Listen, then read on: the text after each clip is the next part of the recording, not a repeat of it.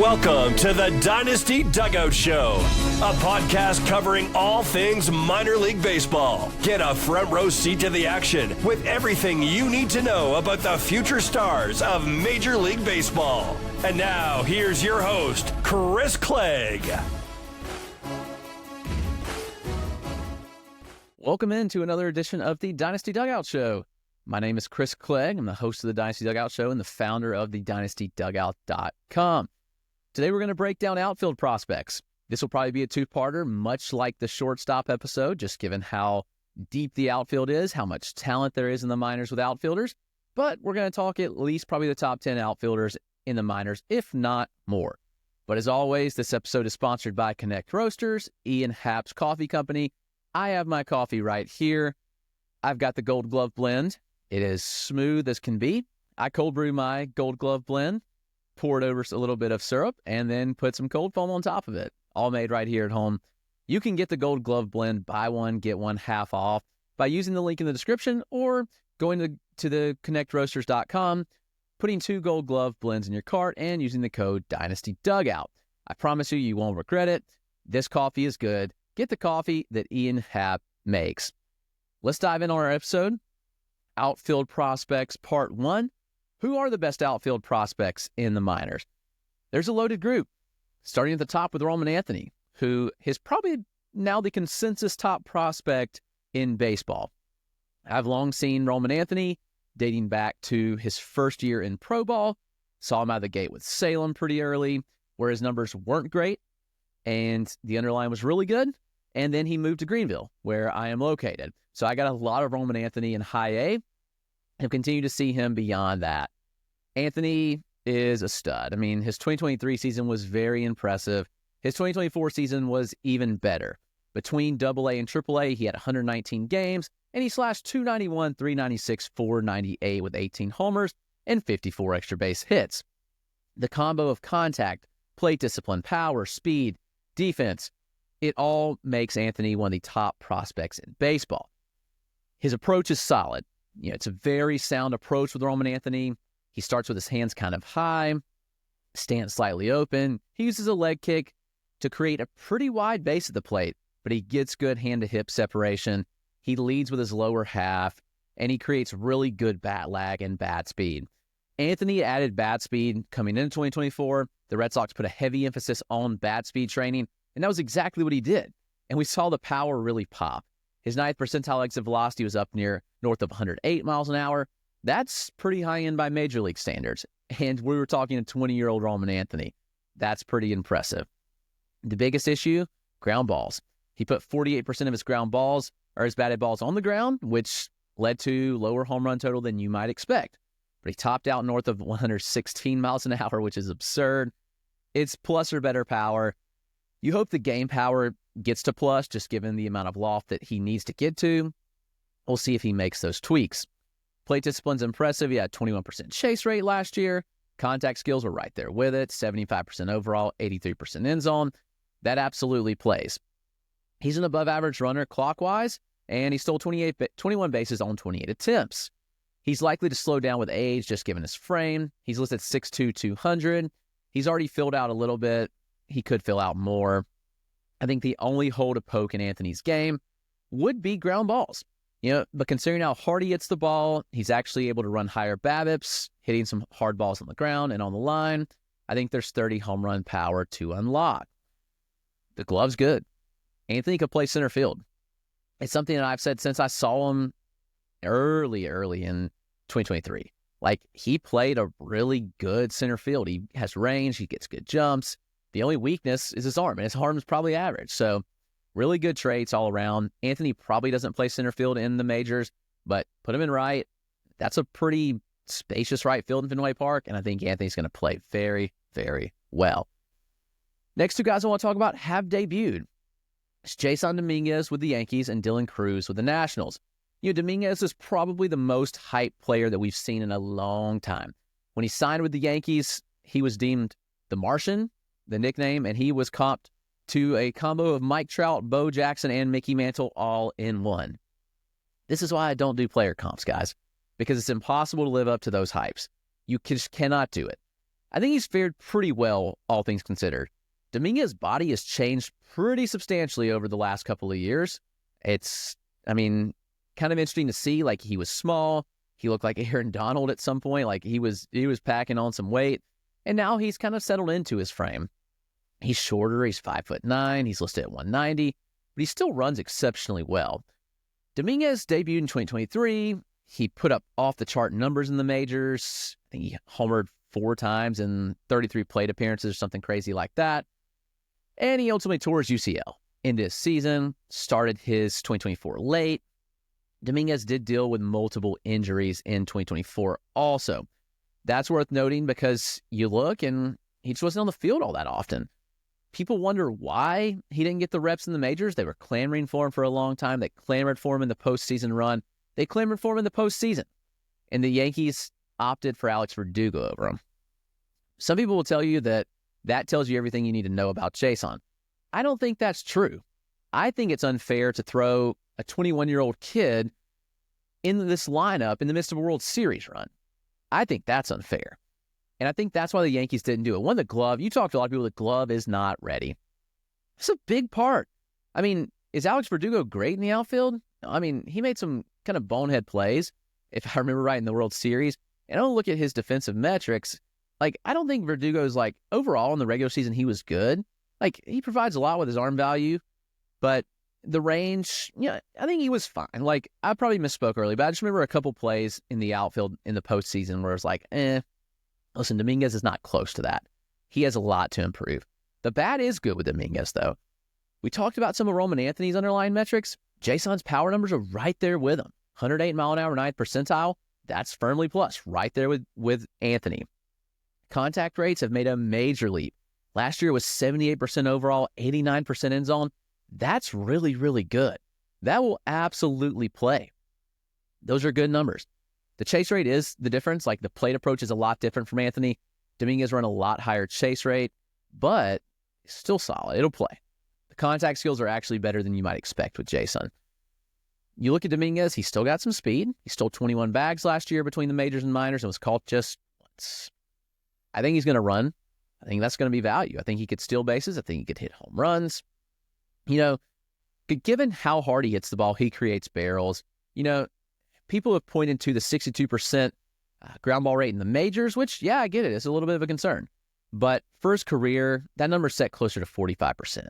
So it's still a solid number, giving Dominguez batted ball profile. He's slated to be the everyday left fielder, if I'm not mistaken, for the Yankees in 2025. They have Bellinger going to play center. He's got to be a favorite for AL Rookie of the Year. So with Dominguez, I think you temper expectations. It's going to be his first full season. Are there going to be some struggles? Yeah, absolutely. But I think Jasson's going to have some stretches where he looks really, really good. What should you expect, though? I think you temper the expectations for 2025. If he gives you a 20 home run, 15 stolen base season, I'd say it's a success. If he gets north of 250, call it a win. Most people are way too high on prospects and what they expect from him out of the gate. But remember, there's a major adjustment period. The gap from AAA to the majors is larger than ever. Dominguez literally just turned 22 a couple days ago as I'm talking right now. So he's still very young. That's important to remember. Same with this guy, Dylan Cruz. And Cruz didn't put up the best numbers in his pro debut, at least on the surface. But Cruz has, funny enough, kind of been labeled as a disappointment compared to what his expectations were in the draft. He was second overall selection in 2023. There were some struggles in AA during his draft year. People were kind of panicky. Oh my gosh, Cruz isn't going to live up to the hype. Listen, Dylan Cruz is going to have a very, very good major league career. If he's an above average regular his entire career with several All-Stars, that's a huge win for the Nationals. Just go look at the history of drafts and look at the bust. Tell me Dylan Cruz is not already far ahead of where most are. He debuted shortly after a year after being drafted. That's pretty notable. He'll turn 23 just before the 2025 season begins. He's one of the most decorated college hitters in the last decade. No doubt about it. Very impressive career at LSU. He put up really good numbers in AA and AAA in 2024. Combined slash of 270, 342, 451. He had 13 homers, had 40 extra base hits, and he stole 25 bases. Yeah, I mean, it's not going to light up anything. It's not going to pop off the charts, but it was really good. The underlying data is where I look, and Dylan Cruz stands out. He had an average EV north of 90 miles an hour, which is good, and he had an average exit velocity of 106, which is plus power. That'll absolutely play. Contact skills, really good. 76% overall, 87% end zone. I mean, those held. All the data held into his major league sample, which I think is notable.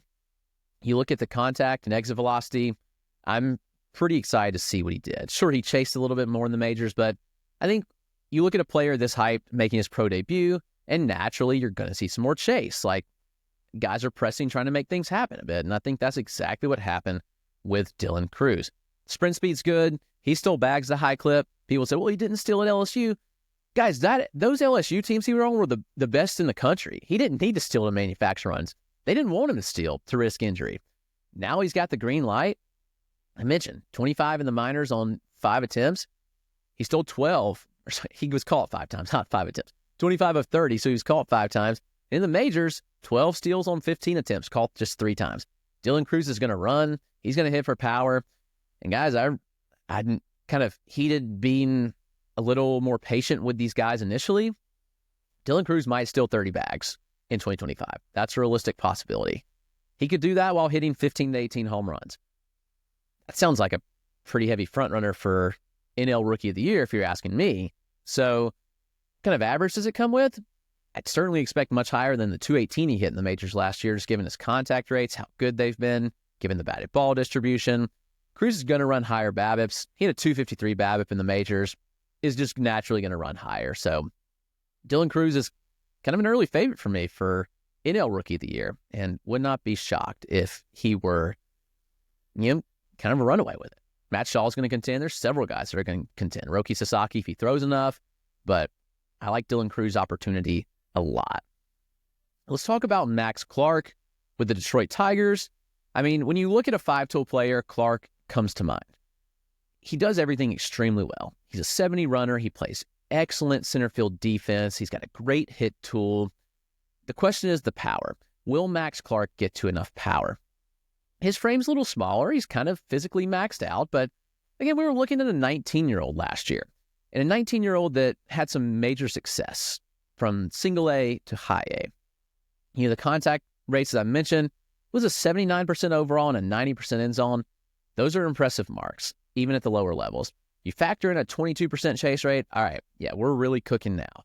Clark showed a really good combo of contact and approach, which you love to see. Yeah, I mean, you look at the exit velocities, 86 mile an hour average EV and a 102.90. It leaves a little bit to be desired of Max Clark, just being honest. But he was young at 19. We're talking about somebody that spent the offseason at Driveline doing training with bat speed. And if that ticks up, then all of a sudden the power probably ticks up with it. I think Clark has all the traits you want to see. He's a plus, probably 70 grade runner, as I mentioned. He's going to steal bases. He stole 29 last year. The numbers, surface numbers were good too. 279, 372, 421 slash overall between both low A and high A. And he had 36 extra base hits with 9 home runs. Clark brings a lot to like to the table here. I think that if he winds up being a 18 to 20 home run bat, then for fantasy purposes, he's going to be a major asset. He's an impressive athlete. He eats, sleeps, and breathes baseball. He's one of the hardest workers in the game. I think the results will reflect that. Clark's going to start most likely in high A. Would it be crazy to start him in double A? I don't think so. Maybe they do it. We shall see there. But I'm curious to see what the exit velocities look like for Clark out of the gate. I'll be watching that very, very closely. Let's talk a couple Twins prospects. Let's talk Emmanuel Rodriguez and Walker Jenkins. Both have immense talent. I think both could be number 1 prospects in the game. So Emmanuel Rodriguez, I mean, when you dream of upside, he's it. Emmanuel Rodriguez is him. It's one of the best tool sets in the minors, in my opinion. Injuries have kind of hampered him.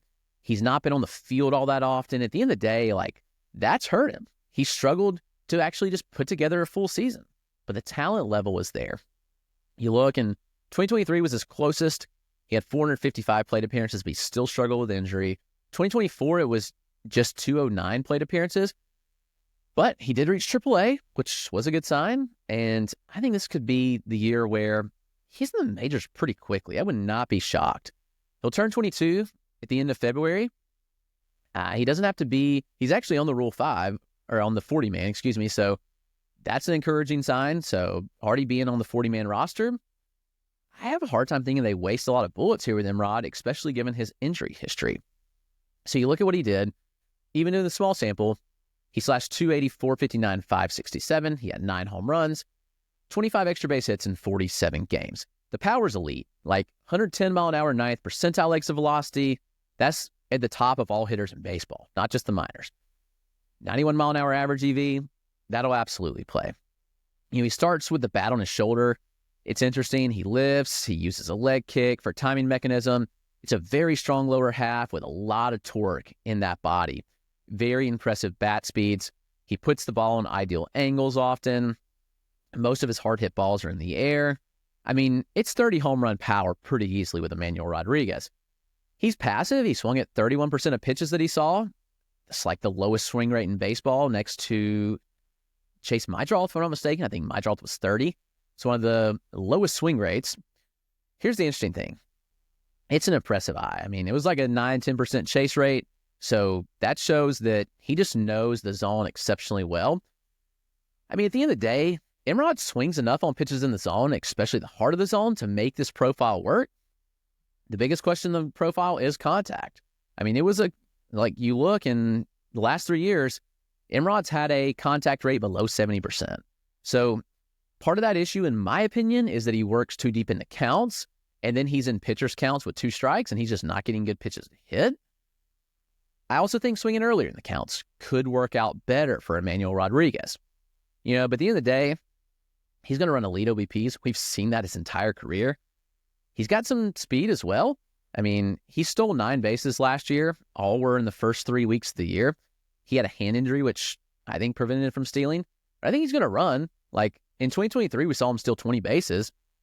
Do I think that he's like an elite runner or stolen base threat long term? No. But do I think 10 to 15 stolen bases will be in the cards? Absolutely. This is a really, really impressive profile with tools for days. Emmanuel Rodriguez has to stay healthy, but the Twins have something here, as do they with Walker Jenkins.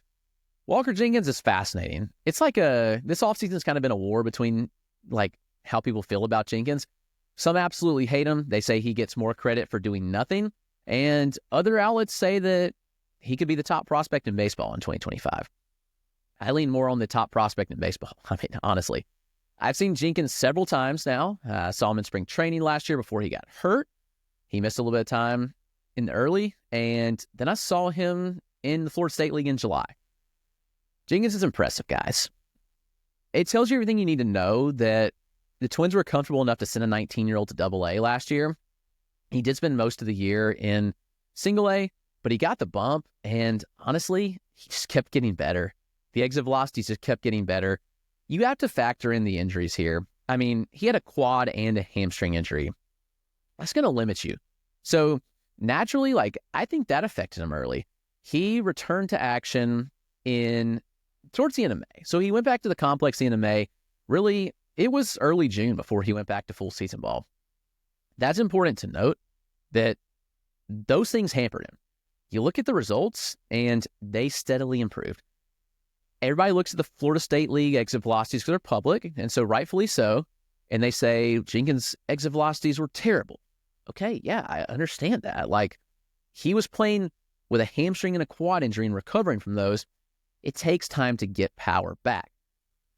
But he goes to high A.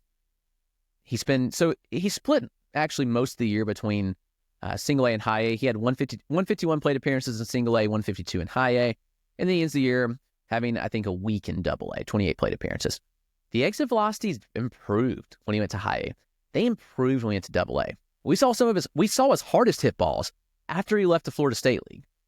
Actually, he broke his max EV in the Florida State League multiple times after moving up. And yes, I mean, you still factor it all in. The 9th percentile EV was below MLB average. Okay, he was 19 coming off an injury, a major injury that affects your ability to lift and get to power. So that's worth noting. But the contact skills here are elite. They're very elite. 84% overall contact, 90% end zone. Those are very, very good. We're talking about a very good eye at the plate as well. We're talking about a pretty good athlete. Is that he runs well for his size. I mean, we're talking about somebody that's 6'3", 210. Jenkins runs really well. And he was effective on the base pass. He stole 17 bases on 20 attempts, and he stole 9 times over the final several weeks, which tells me he was fully healthy to end the year. He got back to feeling healthy, and guess what? The results were there. He absolutely mashed in high A. You can say what you want about his AA numbers. It was a week. It was 28 plate appearances. Who cares? I mean, it's a tough environment to go to as a 19-year-old. Jenkins will turn 20 not long, next week, actually, after I'm recording this. So later, February, he'll turn 20 years old. Man, I'll tell you what. Jenkins, what I saw from him when I've seen him is impressive. I'm talking about a player not only on the field, but off the field. Very few hitters do what Jenkins does. You may think like, well, why not? But here's what I saw from Jenkins when I saw him. I'm looking at a hitter that every time after each at bat, he immediately grabs the iPad in the dugout. He's literally looking through everything. He's reading through, he's watching those pitches. He's looking what he did and how he can improve. Also something that I never see, especially with prospects, after at bats, like I think there was a bat where he grounded out, and I saw him, and he literally, before, I forgot even who it was in the on-deck circle, but he pulled him real quick. He was like, he was talking through the pitch progression with him. He talks to the hitter that would have been in the hole when he was at bat. He literally spent like 3 minutes with that hitter just walking through like what to look for. That's a sign of a good leader, in my opinion. I like the way Jenkins went about his business. I like the way that he is just a gamer. There's things that are just sometimes just built different about a player that you can't really coach, and I think that Jenkins has some of those traits. So I will put the caveat. If the exit velocities don't improve in 2025, then okay, all of a sudden we're like, okay, maybe there's reason to have some questions. But at the end of the day, like, I'm not that worried, because when you look at the exit velocities, people are like throwing these pretty bad like power numbers on him. Like, oh, like this was like a 40 grade power. His 9th percentile EV was still over 2.5 miles an hour above his average for his age. And he's 6'3", 210. And he's got bat speed. And he's not selling out for power. If you watch him, it's just put the bat on the ball kind of approach. If you don't think this guy's going to get to more power, I think it's crazy, in my opinion. If I'm wrong, I'm wrong. I'll eat it. But I think Jenkins is going to get to more power for sure.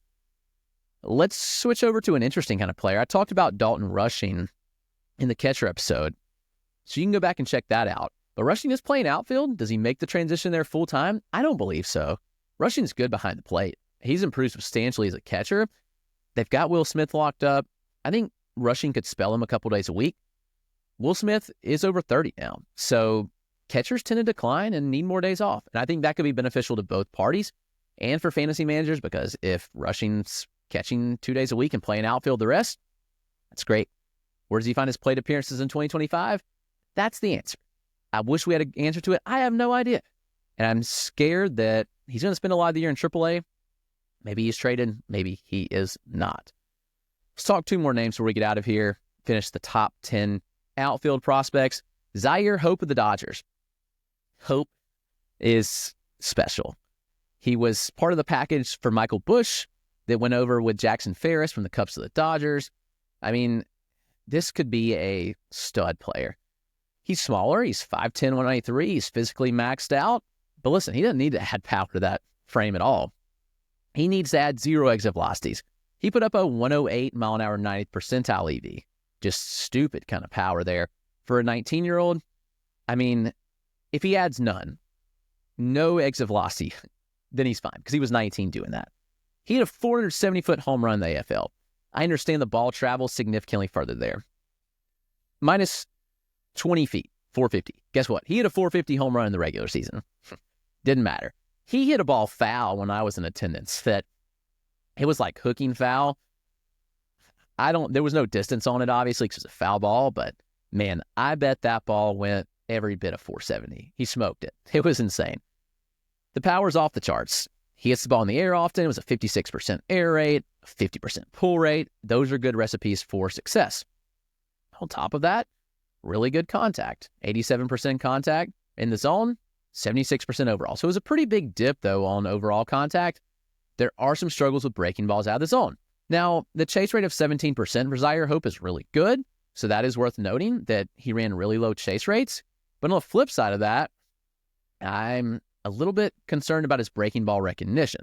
Obviously, he picked him up, but the swing and miss on him that I saw in person against some not so good breaking balls in the AFL did give me some pause. I love Hope. I love the potential. I love the athlete. He's probably going to play a corner spot, so there's going to be pressure on the bat. And at the end of the day, I still think this is a top-flight outfield prospect.